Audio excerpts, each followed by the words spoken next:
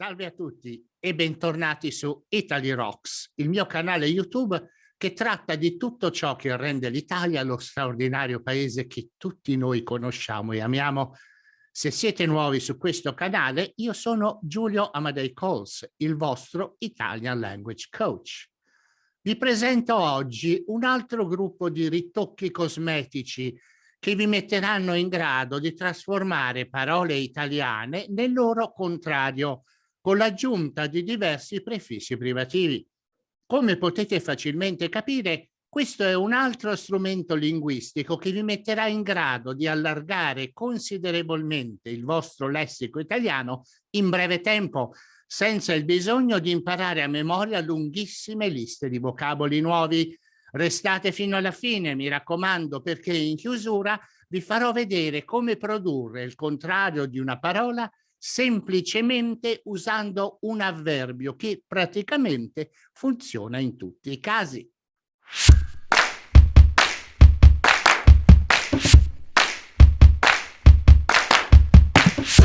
Chi mi segue in questo mio viaggio nel mondo della lingua italiana avrà senz'altro notato che in generale il mio procedimento si distacca considerevolmente dalle grammatiche usuali che trovate in commercio. Questo perché quello che a me interessa è di mettervi in grado di costruire la lingua italiana partendo da ciò che già conoscete, applicando piccoli ritocchi cosmetici. Ho già dedicato 2 video a queste trasformazioni che, sono convinto, vi guideranno e incoraggeranno allo studio della lingua italiana. Se non l'avete già fatto, dategli un'occhiata, non vi pentirete. Oggi sottoporremo parole italiane a questi ritocchi cosmetici, addentrandoci nell'area dei prefissi privativi. Ma cosa sono i prefissi? Il concetto è semplice, sono singole lettere oppure gruppi di 2-3 lettere che vengono posizionati davanti ad una data parola, causandone un cambiamento di significato. Oggi vedremo i prefissi privativi che privano, tolgono, eliminano la proprietà della parola originale. Vediamone i principali.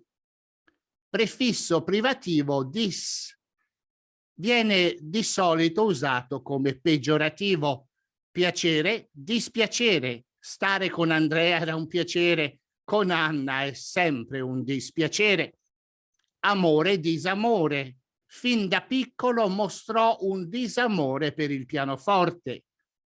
Onore, disonore. Onore e disonore sono facce della stessa medaglia. I prefissi privativi possono senz'altro essere aggiunti anche a verbi. Eccovene un esempio. Fare, disfare. Ricordati, quello che hai fatto non lo puoi disfare. Prefisso privativo a, l'alfa privativo del greco antico. Sociale, asociale. Le attività sociali sono evitate dalla sociale.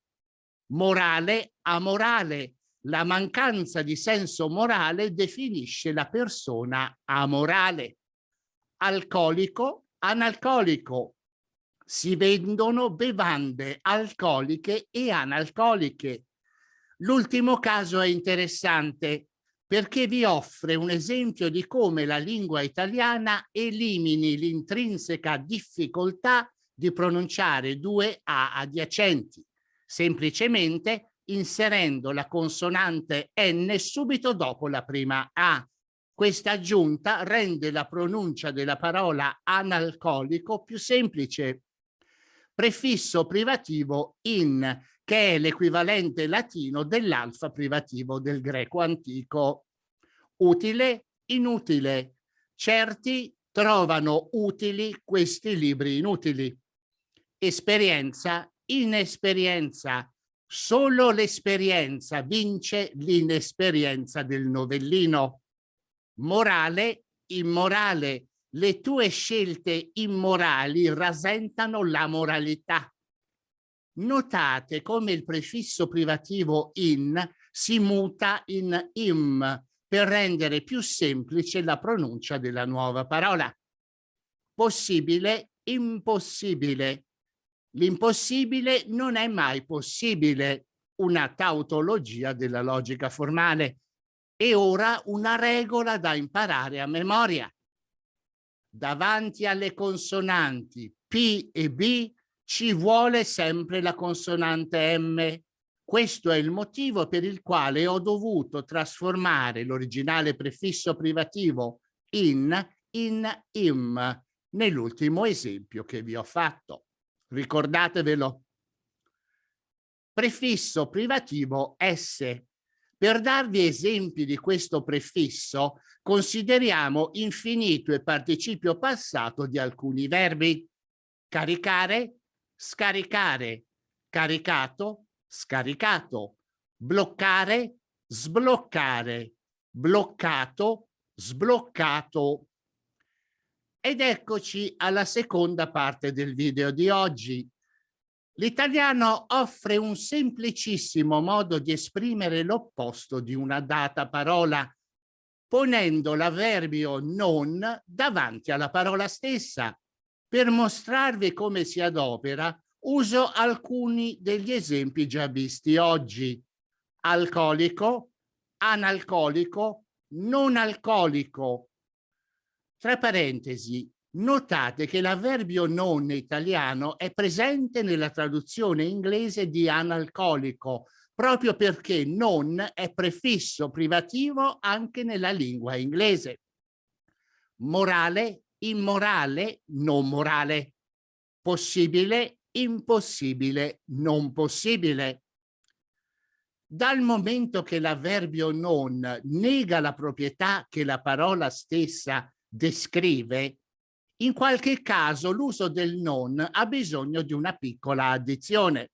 Vediamo un esempio per spiegarvi cosa intendo dire. Caricato, scaricato, non caricato. Il termine non caricato proietta nella mia mente l'immagine di un camion vuoto al momento della mia osservazione. Non ho ulteriori indizi per poter arrivare a formare un'immagine mentale prima di questo momento. Il termine scaricato, invece, produce la seguente immagine mentale. Il camion è arrivato alla zona di carico caricato di merce. Tutta la merce è stata trasportata altrove e quindi il risultato è che il camion è stato scaricato.